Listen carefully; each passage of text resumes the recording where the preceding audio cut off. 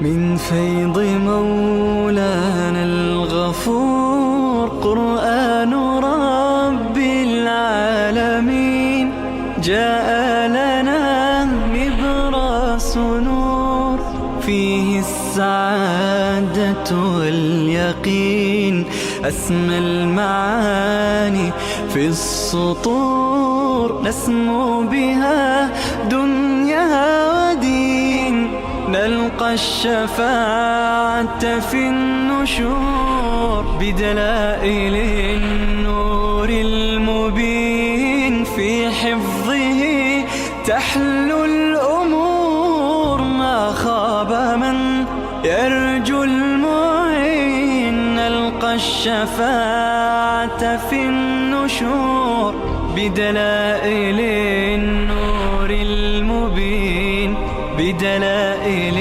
النور المبين.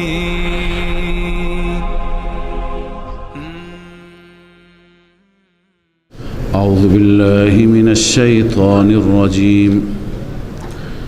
بسم الله الرحمن الرحیم. ولقد ارسلنا موسی بآیاتنا. گفتیم که در این سوره همش دلائل هست نقلی، این هفتمین دلیل هست از موسی علیه السلام و تبلیغ موسی علیه السلام به سوی قوم، هم قوم دعوت و هم قوم اجابت، اما اینجا بیشتر قوم دعوت است، یعنی فرعون و فرعونیان. خب این هم به تفصیل در سوره اعراف خوانده شده، اینجا فقط همون ترجمه هست. ولقد ارسلنا موسی بآیاتنا و سلطان مبین. ما موسی را فرستادیم با آیاتمان، با معجزاتمان و سلطان مبین و دلیل آشکار. منظور موعظه واضح توحید که هیچ پوشیدگی بهش نبود توش، شفاف آشکار. الى فرعون و ملئه، بسوی فرعون و درباریانش. فاتبعوا امر فرعون، حماقت فرعونیان. فاتبعوا امر فرعون، آن قوم آنها اتباع کردند، تبعیت کردند از امر فرعون. و ما امر فرعون برشید، امر فرعون رشید نبود. رشید یعنی راهگشا نبود، راهنما نبود. اون چیزی که فرعون راهنمایی میکرد در واقع راه نجات نبود، راه رشد و هدایت نبود. یقدم قومه یوم القیامه. علت اینه که فرعون رهبریت میکند قومش را در روز قیامت، پیشا پیش اونهاست، جلوی اونهاست. کجا میبرد؟ فاوردهم النار، وارد میکند قومش را، داخل میکند در آتش جهنم. و بئس الورد المورود، بسیار ورد بدی هست. ورد میگویند جای برداشت آب را. بیشتر کسانی که در روستاها بودند، جایی که قنات هست، قنات آب، قنات که شامل چندین حلقه چا هست، پشت سر هم آب می آید و جایی که آب در واقع از چاها بیرون میاد و در جوی قرار می گیرد و مردم می روند اونجا برداشت می کنند آب را، آب بر می دارند، استفاده می کنند. این محل را می گویم ورد. جای عرض کنم که ورود آب، به اصطلاح آبسر.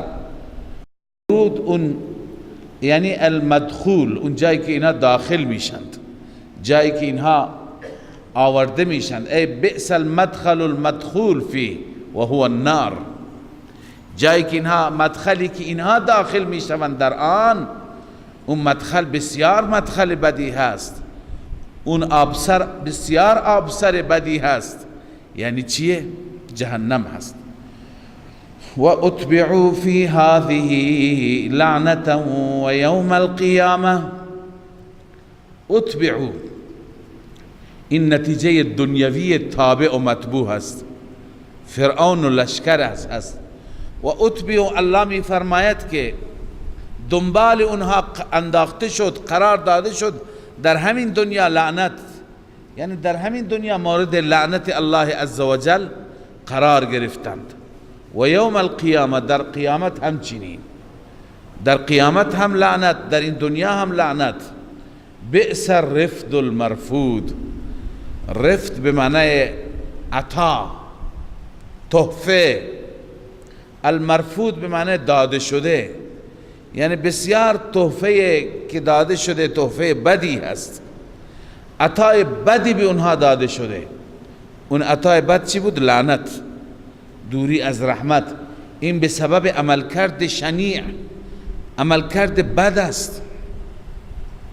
خب پس قوم از هدایت فرعون هدایت گرفت و استفاده کرد. هدایت فرعون کجا بود؟ به جهنم، به سوی جهنم اونها را برد. عطای بسیار بدی و هدیه بسیار بدی برای اونها شد. الله تعالی در این میان جمله معترضه بیان می‌فرماید برای صداقت رسول الله صلی الله علیه وسلم. گفتیم هدف از این واقعات چندین هدف است. یکی تقویت خود پیغمبر که هم در همین سوره میخوانیم. منظور ما از این قصه ها این است که تو را تقویت کنیم، تو را قوی بکنیم. یکی دیگر از اهداف صداقت رسول الله است، یعنی اینها دلیل هستن بر صداقت پیغمبر، به این شکل که این پیغمبر پیغمبری هست امی که تاریخ نخوانده، کتاب نخوانده، ولی از احوال و جزئیات این اقوام اینگونه برای شما دقیق زیبا بیان می کند. این دلیلی هست که این با وحی ارتباط دارد، دلیلی هست برای اینکه پیغمبر خدا و فرستاده الله است.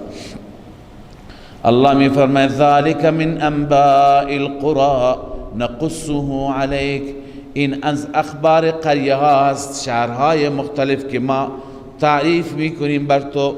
منها قائم و منها حسید، بعضی از این شهرها قائم هستند مثل مصر، هنوز سر جایش هست. و منها حسید، بعضیها درو شده هستند، یعنی از بین رفتند.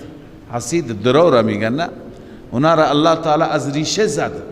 و ما ظلمناهم، الله می فرماید ما بر آنها ظلم نکردیم، ولكن ظلموا انفسهم، اما آنها بر خودشان ظلم کردند. ببین قبل از ارسال رسول، قبل از فرستادن خیرخواه بر اونها ما عذاب نیاوردیم، ما رسول را فرستادیم، اونها بودند که ظلم را بر خود کردند، از نصح و خیرخواهی رسول استفاده نکردند. فما اغنت عنهم آلهتهم التي يدعون من دون الله من شيء، این نفی شفاعت قهری هست. خدایان برایشون کاری نکردند. فما اغنت عنهم، دفع نکردند از آنان، مستغنی نساختند آنان را. آلهتهم التي يدعون، آن خدایان و آن آلهه باطلی که یدعونها، اینها اونها را میخواندن بغیر از الله. من شیء، هیچ نفعی ندادند. من شیء، هیچ. لما جاء امرک، وقتی که عذاب ربت آمد، امر ربک، وقتی که امر رب آمد، عذاب پروردگار آمد، هیچ نفعی برای اونها نداشت. چه نفعی نداشت؟ اون آلهه ذره‌ای نتوانستن تخفیف در عذاب بدن.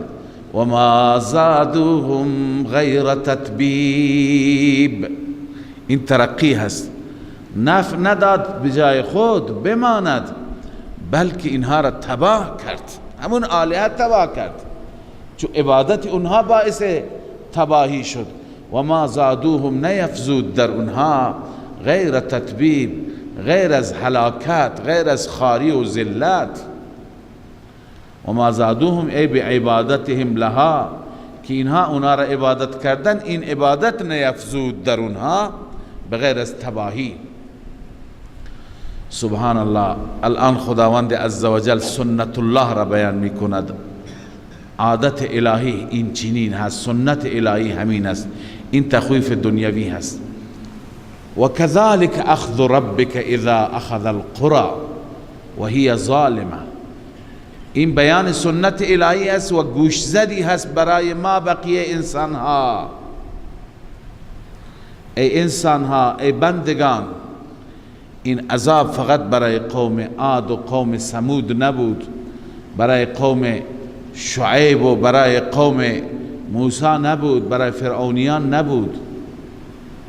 الله تعالی هر کس را که مخالفت بکند با حق، با اهل حق، این گونه مؤاخذه می کند. و کذالک اخذ ربک، این چنین از گرفت ربت، اذا اخذ القرى، وقتی که اهل قریه ها را بگیرد، و هی ظالمه، در حالی که اونها چی باشند؟ ظلم کننده باشند، ای مشرکه و کافره. ان اخذه علیم شدید، بدون شک گرفت خدا دردناک هست و شدید هست. ان فی ذلک لآیة لمن خاف عذاب الاخره. این باز هم تخویف اخروی هست. ان فی ذلک، فی ذلک مشار الیش، این واقعات، این جریانات، این اتفاقاتی که برای این اقوام گذشت، هر یک را خواندیم به نوعی عذاب گرفتار شد. الله می فرماید در همه این واقعات لآیة، ای آیة عظیمة، نشانی بزرگ هست، لمن خاف عذاب الاخره، برای کسی که از عذاب آخرت بترسد. سبحان الله. باید انسان از این واقعات درس بگیرد. این واقعات برای داستانگویی نیستند عزیزان، برای درسند، برای عبرتند. هر کسی که از عذاب آخرت میترسد باید از اینها درس بگیرد. کدوم عذاب آخرت؟ الله می فرماید ذالک یوم مجموع له الناس، آن آخرت روزی هست که همه مردم جمع می شوند. مجموع له الناس، از اول گرفته تا آخر، اولین و آخرین همه اونجا جمع می شوند، همه گرد هم می آیند، هیچ کسی یک نفر هم باقی نمی ماند که نباشد. و ذالک یوم مشهود، و این روز روزی هست مشهود، ای تشهده الملائکه كلهم من آدم الى آخر ناس.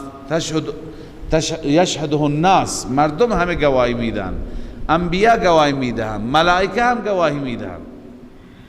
اونجا هر کسی بر علیه هر کسی که شکایتی دارد می گواهی میده. پیغمبران میاند خدایا این قوم به حرف ما گوش نکرد. ملائکه میاند خدایا اینا این اعمال بد را انجام دادند. روز گواهی هست، روز تجمع هست. و ما نؤخره الا لاجل معدود. الله می فرماید ما آن روز را مؤخر نمی کنیم مگر برای مدت معین، یعنی بدلیل حکمت های مدت معین، مدتی بعد اون روز اتفاق میفته، اون روز میاد. یوم یأتی لا تکلم نفس الا باذنه، این از احوال قیامت است. روزی که قیامت بیاید، لا تکلم نفس، هیچ نفسی سخن نمیگوید، الا باذنه، مگر به اذن الله. هیچ کسی یارای سخن گفتن، جرأت سخن گفتن ندارد مگر کسی را که الله اجازه بدهد.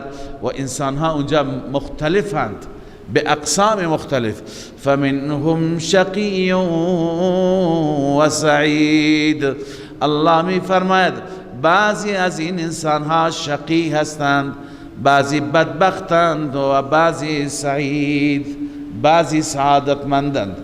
فاما الذین شقوا ففی النار، اما اون انسان هایی که شقاوت کردند، راه بدبختی را گرفتند، ففی النار، آن انسان ها در آتش هستند، لهم فیها زفیر و شهیق، برای اون انسان ها سر و صدا هست، هیاهو هست.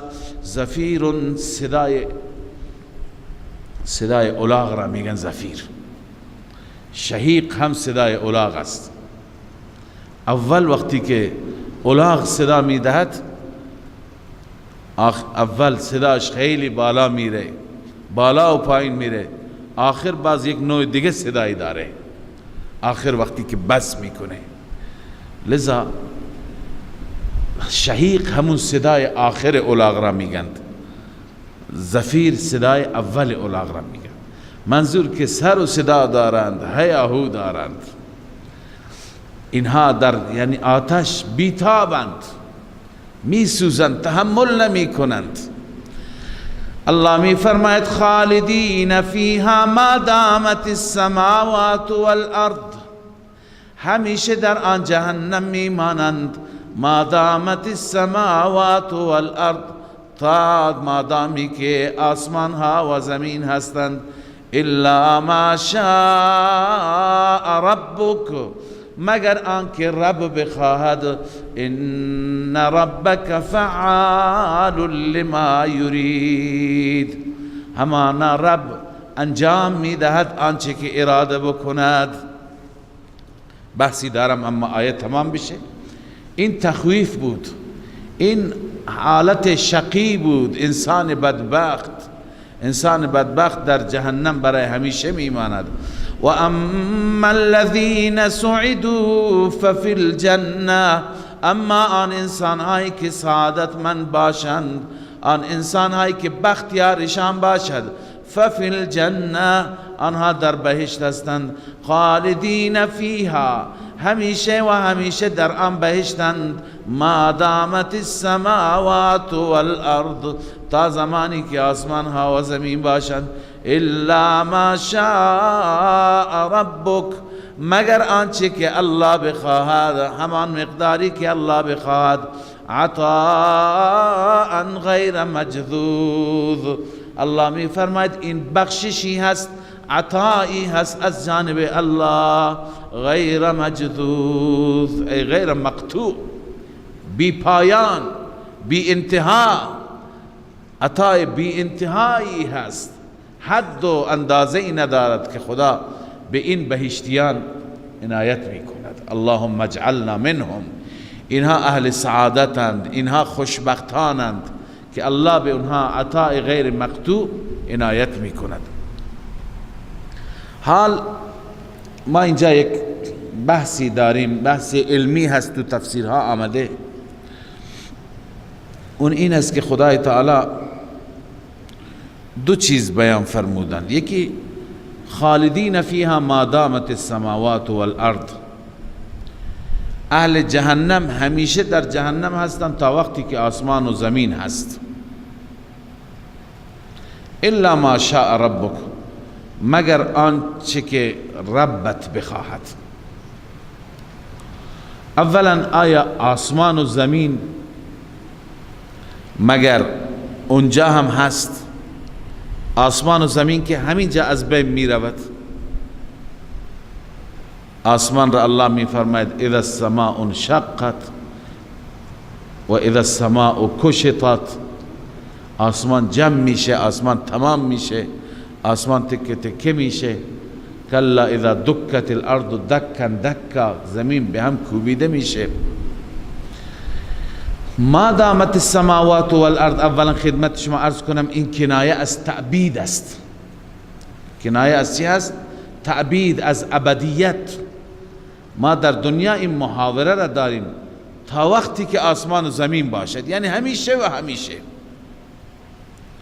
چون در ذهن ما به ظاهر اینه که این آسمان و زمین این اصلا فنا نمیشه، این همیشه هست. پس این کنایه از تعبید است.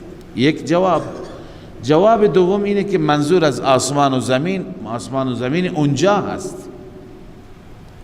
اونجا خدای عزوجل یه آسمان و زمین جدیدی پیدا می کند. خب بر اساس شرایط اونجا آسمان و جدیدی خواهد بود، زمین خواهد بود. پس اون آسمان و زمین همیشه هست. تا زمانی که اون آسمان و زمین هست آتش هست، یعنی جهنمی توش می سوزد.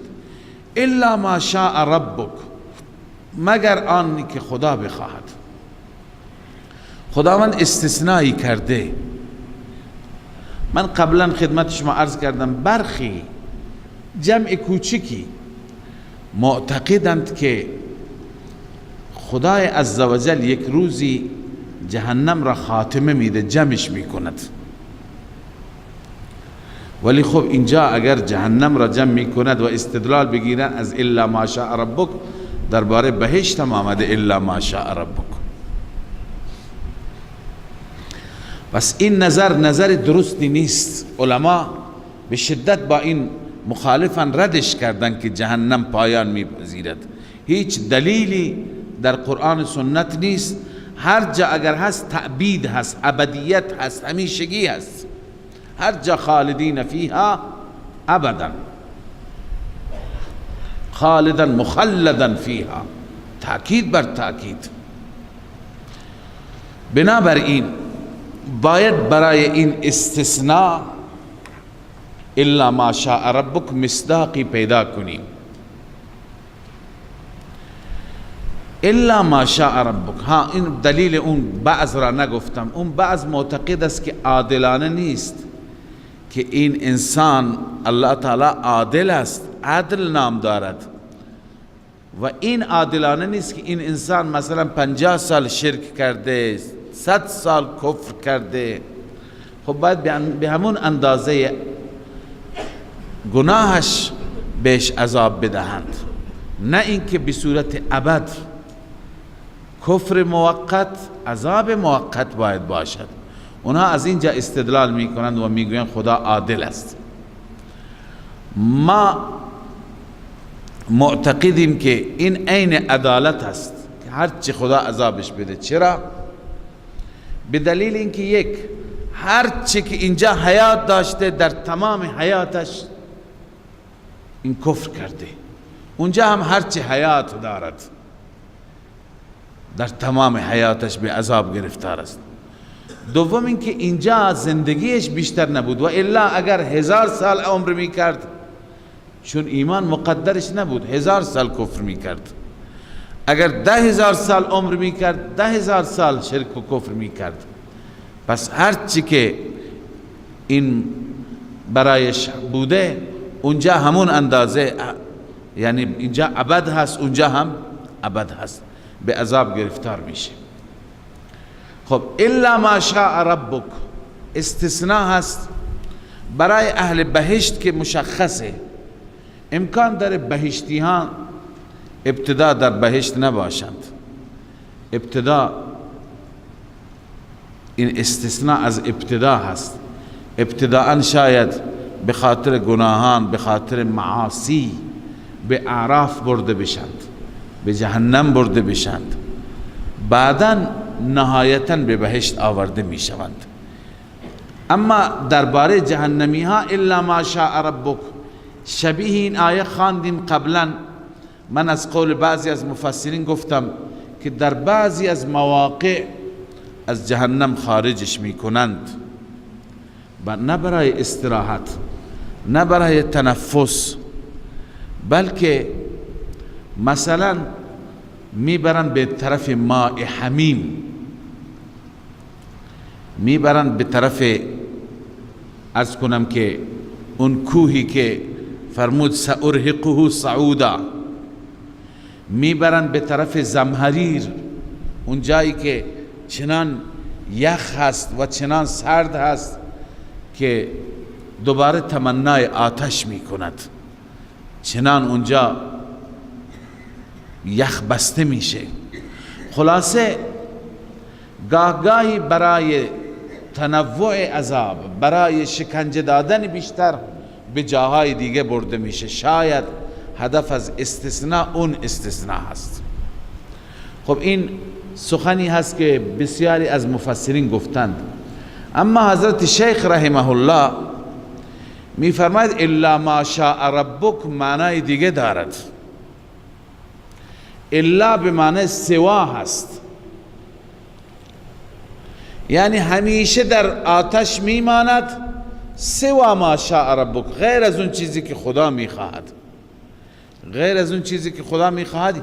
یعنی امکان داره که در همین جهنم غیر از عذاب جهنم هم دیگه شکنجه هایی برایش باشد. سوا ما شاء ربک، سوای آنچه که ربت میخواهد، سوای آنچه که رب میخواهد. مثلا عذاب اضافی، عذاب زیادتی، عذاب بیشتری که خدا علاوه از این جهنم برایش تعیین کرده. ببین این مثالی گفته شیخ رحمه الله، مثل این است که شما به کسی میگویید لک علی الفان، شما از من 2000 درهم میخواهید. لک علی الفان الا الالف التي كانت، یعنی سواها. شما از من 2000 میخواهید مگر اون 1000 که بود از اول. الا اینجا به معنی چی هست؟ سوا هست، یعنی سوا از اون 1000 درهم، غیر از اون 1000 درهم 2000 دیگه میخوایی. پس ببین چیزی از 2000 کم نشد، چیزی دیگه اضافه شد با این الا. هر جا الا کم نمی کند.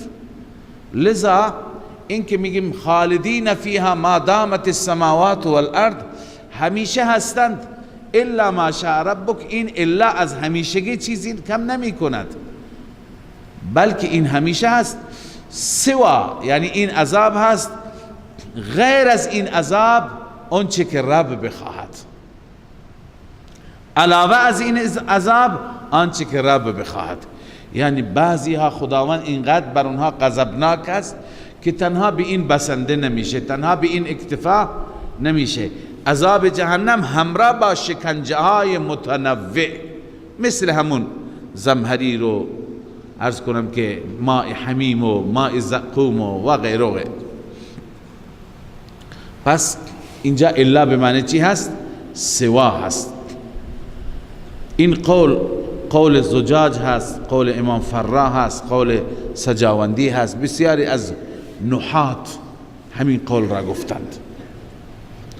علامه آلوسی همین نوشته والمعنى سوا ما شاء ربك من الزيادة التي لا آخر لها.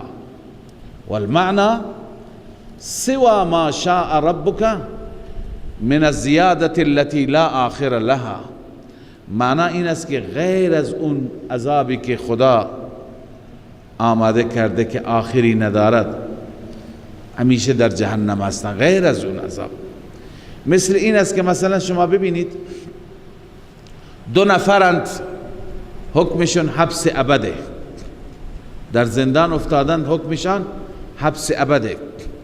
اما یکی با شکنجه، یکی بدون شکنجه. یکی حبس ابده، ابد هست همیشه، اما فقط نشسته اونجا، فقط زندانه، کیفرش همون زندانیش هست. اما یکی دیگه نه، هر روز هر هفته اونو میبرن شلاق میزنند. پس میگیم این حبس ابده. سوا از این حبس ابد دیگه شکنجه های اضافی هم برش هست. الان درباره جهنمی ها و بهشتی ها، درباره هر دو این استثناست. یعنی اهل جهنم همیشه هستند، غیر از این عذاب همیشگی، سوا از اون چیزهای دیگری که رب بخواهد برش هست. یعنی شکنجه بیشتر، عذاب بیشتر، گرفت بیشتر. بهشتی ها هم همیشه در بهشت هستند. الا ما شاء ربک یعنی سوای آنچه که الله میخواد، یعنی بغیر از این که در بهشت میمانند، علاوه از این نعمتهای ویژه، نعمتهای خاص، انعامات ویژه برایشون هست. پس این الا به این معنا هست، استثناء، نه اینکه چیزی از ایامش را در جهنم کم می کند. الله می فرماید که فلا تک فی مریت مما یعبد هؤلاء، زجر بر عناد کفار، نباش در شک از آنچه که اینها انجام میدهند. ما یعبدون الا کما یعبد آباؤهم من قبل، اینها دیگه دلیلی ندارند، عبادت نمی کنند مگر همان گونه که عبادت میکرد پدرانشان قبل از آنان. و انا لموفوهم نصیبهم غیر منقوص، ما هم به صورت کامل میدیم سهمشان را. نصیبهم پایین نیست، من العذاب، سهم عذابشان را بهشون کامل میدیم. غیر منقوص یعنی بدون کم و کاست، بدون کمی، ناقص نمیدیم، کامل میدیم عذابشون را. ولقد آتینا موسی الکتاب فاختلف فیه، تسلی برای رسول الله صلی الله علیه وسلم، اینکه اینها با شما اختلاف میکنند و قبول نمی کنند، شما نگران نباشید. به موسی هم کتاب دادیم، اختلاف شد در اون. اختلاف شد به چه معنی؟ نه اینکه در مطالب تورات در زمان موسی، بلکه اختلاف از این جهت که بعضی ایمان آوردن بعضی ایمان نیاوردن. فاختلف فیه ای آمن به قوم و کفر به قوم، یک قوم ایمان آورد یک قوم کفر کرد. کما اختلف فی القرآن، کما اختلف فی القرآن، چنانچه در قرآن اختلاف شد، یک گروهی ایمان آورد یک گروهی دیگه ایمان نیاورد. و هی تسلیه لرسول الله صلی الله علیه وسلم، مدارک میگه این تسلی برای رسول الله است. خب الان سوال هست و این دفع شبهه و جواب همین سوال است. ولولا کلمتون، سوال اینه که وقتی که اینا اختلاف کردن چرا خدا اونها را مؤاخذه نمی کند؟ اختلاف کردن یعنی ایمان نیاوردن. الله می فرماید چون وقت عذاب قبلا تعیین شده. کلمتون سبقت من ربک، این کلمه فیصله رب هست که قبلا سابقا انجام گرفته. ولولا کلمتون سبقت من ربک، اگر کلمه ای نبود یعنی وعده ای که سبقت کرده از جانب ربت، لقضی بینهم، حتما فیصله می شد بینشان. و انهم لفی شک منه مریب، همانا آنان درباره شک هستند از قیامت. مریب یعنی در ترددند، سرگردانند. و ان کلا لما لیوفینهم ربک اعمالهم، این تخویف اخروی است. الله می فرماید هر یکی ما اعمالشون را کامل می دهیم. و ان کلا لما لیوفینهم اعمالهم، یبعثهم مقدر است، شرطش مقدر است. لیوفینهم اعمالهم جزا هست. معنی اینه که و ان کلا لما یبعثهم، هر یکی از انسانها هر وقتی که خدا اونها را مبعوث کند، از قبر بلند کند، لیوفینهم اعمالهم، اعمالشان را یعنی جزای اعمالشان را کامل میدهد. هر یک از انسانها را که خدا از قبر مبعوث کند، لیوفینهم اعمالهم یعنی چی؟ یعنی جزای اعمالشان را کامل میدهد. این ترکیب اول است. این شرط و جزا بعدا خبر ان نمیشوند. ترکیب دوم اینه که ان حرف مشبهه کلا اسمش، لما لیوفینهم ربک اعمالهم شرط است، انه بما یعملون خبیر جزا هست. معنی این میشه و ان کلا لما، همانا هر یک، لما لیوفینهم ربک اعمالهم، هرگاه که رب به صورت کامل اعمالشان را بده، یعنی کیفر اعمالشان را بده، انه بما یعملون خبیر، او به اعمالشان خبر دارد.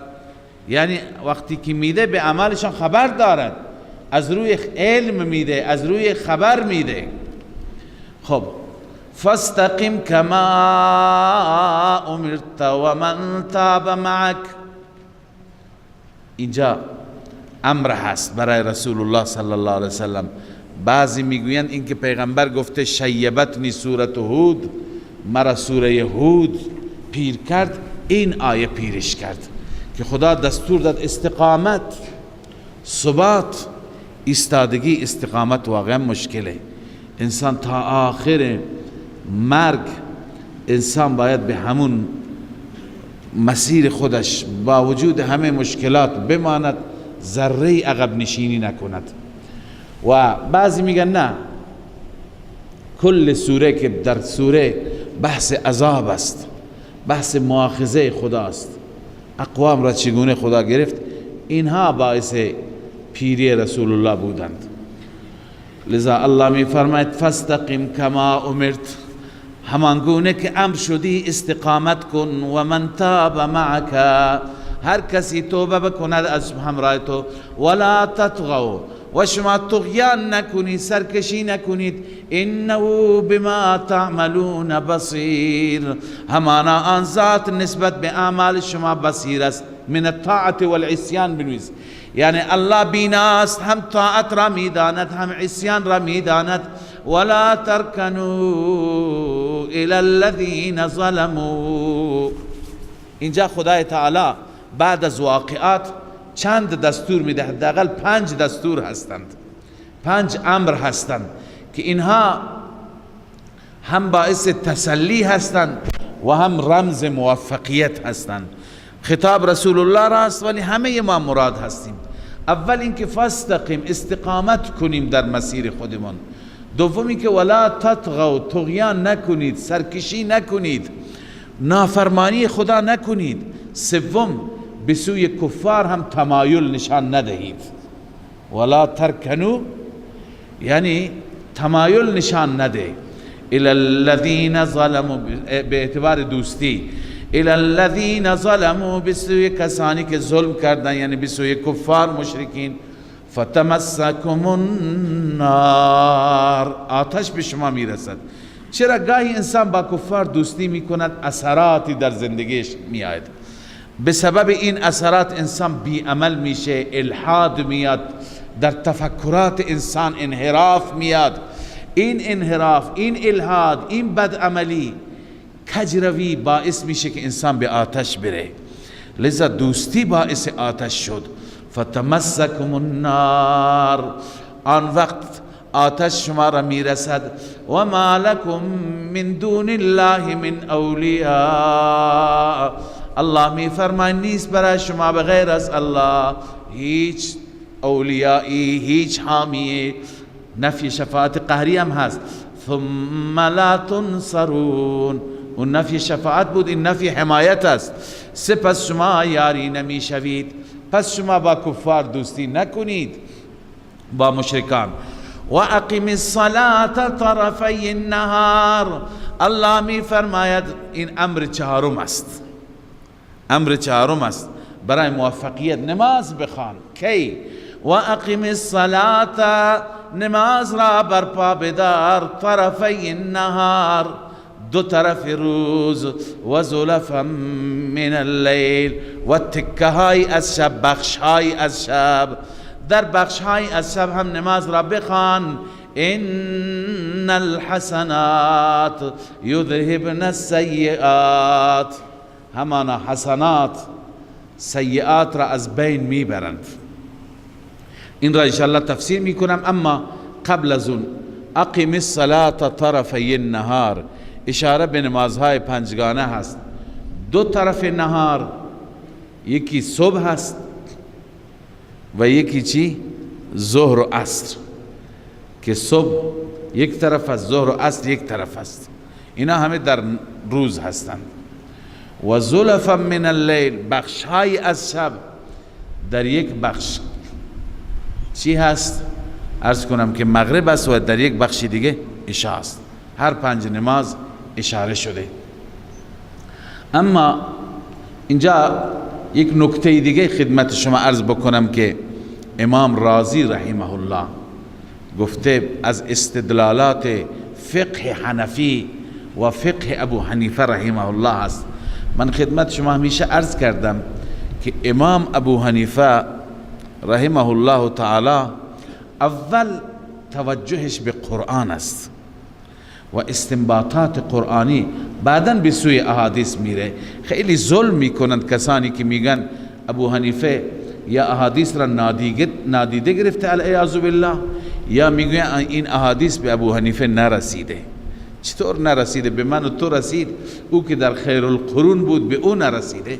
احادیث قطعا رسیده، اما ایشون بیشتر استدلالاتشون از قرآن است. ببینید در فقه ابو حنیفه شما خواندید که در نماز صبح اسفار بهتر است. افضل چی است؟ اسفار. اسفار یعنی چه؟ یعنی هوا روشن بکنه نماز بخوان، در تاریکی نخوان، یه مقدار بیا نزدیک به طلوع خورشید بیا. اسفار همینه، اون نزدیک سحر نخوان.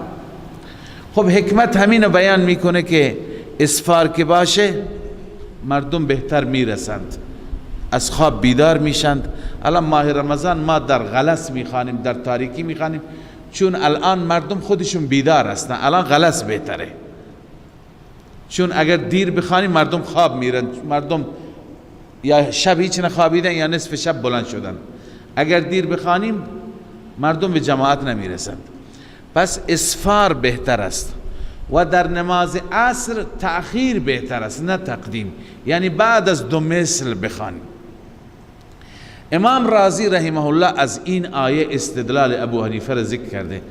خدا فرموده نماز را برپا کن طرفی نهار، 2 طرف روز. 2 طرف روز گفته اشاره به صبح و عصر است. ببینید 2 طرف روز، نهار آغاز میشه با طلوع شمس، پایان مییابد با غروب شمس، درسته یا نه؟ پس 2 طرف روز اگر معنای ظاهریش را بگیریم یعنی عین طلوع شمس و عین غروب شمس، که این محال است، این ممکن نیست. پیغمبر خدا صلی الله علیه وسلم از این صراحتا من کردن، فرمود عین طلوع شمس نخوانید، عین غروب شمس نخوانید، که این زمان چی هست؟ سجده منافقین برای شیاطین است. پس طلوع نه، غروب نه، اون وقتی که متصل با طلوع هست، اون وقتی که متصل با غروب هست، یعنی قبل از طلوع. همون اسفار ثابت شد یا نه؟ قبل از غروب، نه به وقتی که به کراهت برسیم، به زردی خورشید برسیم. پس قبل از غروب باز هم تأخیر عصر چی شد؟ ثابت شد به بعد از 2 مثل. پس ببینید استدلال از این آیه هست که طرفی النهار وقتی که متصل به طلوع هست یعنی اسفار فجر، وقتی که متصل به غروب هست یعنی تأخیر عصر. خب این یک استنباط، یک استدلال دیگری که توسط مفسرین هست اینه که فرمودن و زلفا من اللیل. زلف جمع هست، زلف جمع هست، نه جمع زلفه هست، بخش. حد اقل جمع چند تا هست؟ 3 تا. در 3 بخش خدا گفته نماز بخوانید. یک در اول شب بعد از غروب، بعد از غروب خورشید اول شب هست یا نیست؟ متصل بعد از غروب اول شب بخوان. این چه نمازی هست؟ مغرب. 2 بعد از غروب شفق، شفق که غروب کرد وسط شب میشه، دوباره نماز بخوان. این چه نمازی هست؟ عشاء. 3 آخر شب. آخر شب قبل از اینکه شب به پایان برسد وتر را میخوانی. بحث تهجد نیست، تهجد که نفل است. وتر را میخوانی. وتر هم چی هست؟ واجب است. لذا میفرماید که وجوب وتر هم از اینجا ثابت میکنه، چون وقت بهترش همون وقت است. پس در 3 وقت، در 3 بخش، بخش اول، بخش وسط و بخش آخر. والله اعلم اینا استنباطات ظریفی هستند که از قرآن میگیرند. ان الحسنات یذهبن السیئات. همانا حسنات سیئات را کفاره می کند، سیئات را از بین می برد. منظور از حسنات نمازهای پنجگانه هست، سیئات صغائر از گناهان صغیره هست. یعنی نمازهای پنجگانه گناهان کوچک کوچک را از بین میبرد، کفاره میکند. همان گونه که رسول الله صلی الله علیه وسلم فرمود این نماز تا اون نماز کفاره چی هست؟ گناهان ما بین نماز است، الا الکبائر، مگر کبائر که کبائر را باید توبه کرد. پس مراد از سیئات گناهان کوچک است، حسنات نیکیها، بالخصوص نمازها اونها را چی میکند؟ از بین میبرد. اما حضرت شیخ رحمه الله این تفسیری کردن که به نظر حقیر خیلی جالب تر است. اون اینه که سیئات اشاره به گناه نیست، گناهان کوچک و بزرگ نیست که ما دوچار این تکلف بشیم بعضی گناهان مراد بگیریم بعضی گناهان را مراد نگیریم. از کجا این استثناء را آوردیم؟ گرچه در حدیث اشاره هست ولی در آیه مطلق است. ایشون میفرماید سیئات منظور پریشانی ها هست. سیئات منظور چی هست؟ پریشانی، مصائب، آلام، رنج ها. اگر پریشانی، ناراحتی، مصیبتی داری، به حسنات رجوع کن. برو به طرف نماز باعث میشه پریشانی دور بشه. برو به طرف صدقه، برو به طرف همه حسنات تمام پریشانی های تو را از بین میبرد. به این معنی است که این هم بسیاری از احادیثی هست، این مطلب هم مفهوم است. لذا می فرماید ذالک ذکری للذاکرین، این پند جامعی هست برای پندگیرندگان، کسانی که تذکر بگیرند. واصبر فإن الله لا یضیع اجر المحسنین، این امر پنجم است. گفتیم 5 دستور بعد از واقع انبیا. الله می فرماید صبر کن، تحمل داشته باش در مسیر حق. علت این است که فإن الله لا یضیع اجر المحسنین، الله تعالی ضایع نمی کند اجر نیکوکاران را یا اجر مخلصین را. فلولا کان من القرون من قبلكم اولو بقیه، این تخویف اخروی هست. الله می فرماید چرا نبود از قرون گذشته، یعنی از الامم السابقه قبل از شما نبود اولو بقیه. اولو بقیه یعنی اولو فهم و عقل. بعضی گفتن اولو بقیه یعنی اصحاب طاعت و دین و عقل و صبر، کسانی که صفات خوب داشته باشند، عبادت گزار باشند، دیندار باشند، عاقل و با بصیرت باشند، با صبر و تحمل باشند، اولو بقیه اونها را میگن. الله می فرماید که قبل از شما، ببین قبل از شما در میان امتها انسانهای ذی عقل، انسانهای فهیم، انسانهای دیندار نبود که اونها را از فساد باز بدارد، الا قلیلا، مگر اندک بود اونها مردم را راهنمایی کردند، دیگه نبود. به این خاطر مردم به سوی گمراهی رفتند، به سوی خوشگذرانی و تعیش رفتند، به عذاب خدا گرفتار بودند. لذا خدای عزوجل مصلحین را اگر اهل شهری در اصلاح باشند، در طاعت و بندگی باشه، از بین نمی برد. الله مجرمین را عذاب میده. لذا الله می فرماید فلولا کان من القرون، نبود قبل از شما، من قبلکم، نبود قبل از شما، من القرون، در قرون و در امم سابقه، اولو بقیت یعنی اصحاب طاعت و اصحاب الدین، که ینهون عن الفساد، باز بدارند از فساد، فی الارض، در زمین، الا قلیلا ممن انجینا منهم، مگر اندکی از آنانی که ما نجات دادیم آنان را. واتبع الذین ظلموا، الله می فرماید پیروی کردند کسانی که ظلم کردند، ما اترفوا، پیروی کردند از طرف از خوشگذرانی، از آنچه که اترفوا فی، در این زمین خوشگذرانی کردند. و کانوا مجرمین، و آنان مجرم بودند، جرائم پیشه بودند به دلیل عدم تبلیغ، چون که تبلیغ نشد. و ما کان ربک لیهلک القرى بظلم، تخویف دنیوی، رب تو هلاک نمی کند هیچ قریه را از روی ظلم، در حالی که و اهلها مصلحون، اهلش مصلح باشند. الله با اصلاح قریه را نابود نمی کند، با فساد قریه را وقتی که فساد باشد نابود می کند. ولو شاء ربك لجعل الناس امة واحده، همون مطلبی که قبلا خواندید، اگر الله می خواست لجعل الناس، قرار میداد مردم را امة واحده، امت واحده یعنی همه را موحد، همه را مسلم بر طریق ایمان.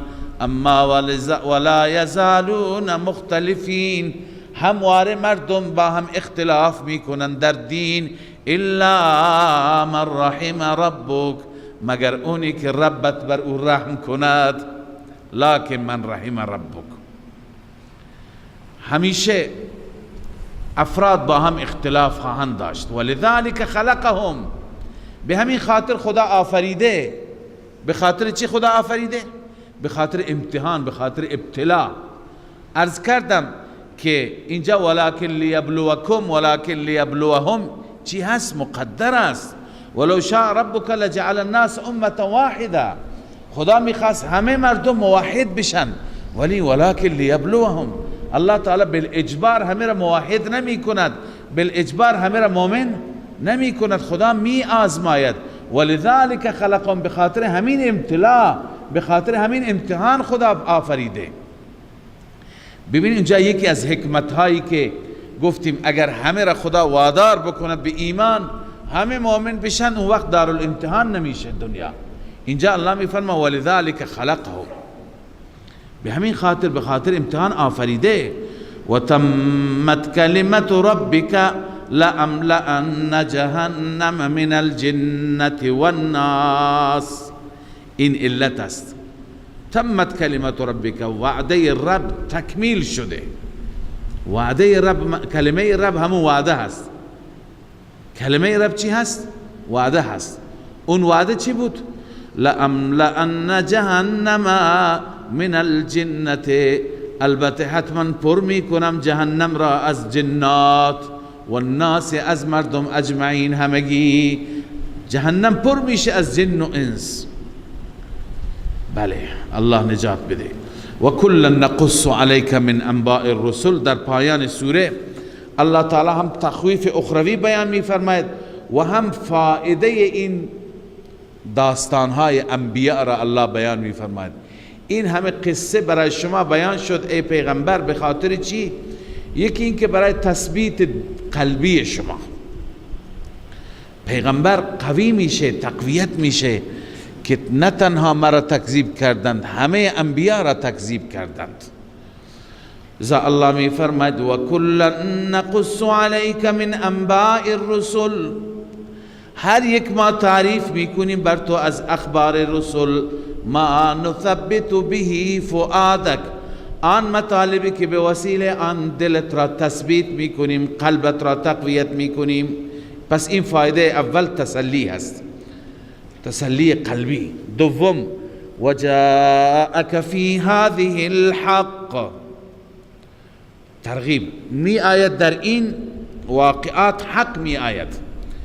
فی هذه، در این واقعات یا در این قرآن حق می آید. فی نفسه یعنی حق جلوی شما قرار می گیرد، حق و باطل مشخص میشه. اونی که عذاب یافت اون باطله، اونی که نجات یافت اون حق هست. و سوم و موعظه و ذکر للمؤمنین، و موعظه و پند برای مؤمنین هستن، برای مستفیدین. وقل للذین لا یؤمنون اعملوا على مکانتکم. زجر هست در پایان سوره همراه با تخویف اخروی. ای پیغمبر به اونهایی که ایمان نیاوردن بهشون بگو اعملوا، شما به جایتون عمل کنید. على مکانتکم ای على حالکم و دینکم، به همون جایگاهتون، یعنی به دین خودتون، به آیین خودتون. انا عاملون، ما هم عمل میکنیم، ما هم به جای خود عمل میکنیم. وانتظروا انا منتظرون، وانتظروا، شما برای ما انتظار بکشید. وانتظروا بنا الدوائر، چون منتظر بودن حوادث و مصائب را برای پیغمبر. شما برای ما انتظار بکشید. انا منتظرون، ما هم منتظر میشیم. ای منتظرون ما ینزل بکم، اون چیزی که بر شما فرود می آید، بر شما نازل میشه، ما منتظر میشیم خدا چه عذابی میده شما را. ولله غیب السماوات والارض. خب آیا شما نمیدانید از زمان عذاب؟ غیب آسمان ها و زمین به دست ما نیست. ولله غیب السماوات والارض، فقط و فقط برای الله است مغیبات آسمان ها و زمین. از همه احوال غیب فقط الله میداند. و الیه یرجع الامر کله فاعبده، و فقط به سوی الله برگردانده میشوند امور همگی، لا الی غیره، به سوی غیر خدا نه. فاعبده، پس فقط او را عبادت کن، خالصانه عبادت کن. و توکل علیه، و بر او توکل کن، فقط بر الله توکل کن، بر کسی دیگه نکن. و ما ربک بغافل عما تعملون، رب از اعمال شما غافل و بیخبر نیست، رب از اعمال شما با خبر است و مطلع هست. صدق الله مولانا العظیم. من فيض مولانا الغفور قرآن رب العالمين، جاء لنا نبراس نور فيه السعادة واليقين، أسمى المعاني في السطور، نسمو بها دنيا ودين، نلقى الشفاعة في النشور بدلائل النور المبين، في حفظه تحلو الأمور، ما خاب من يرجو المعين، نلقى الشفاعة في النشور بدلائل النور المبين، بدلائل النور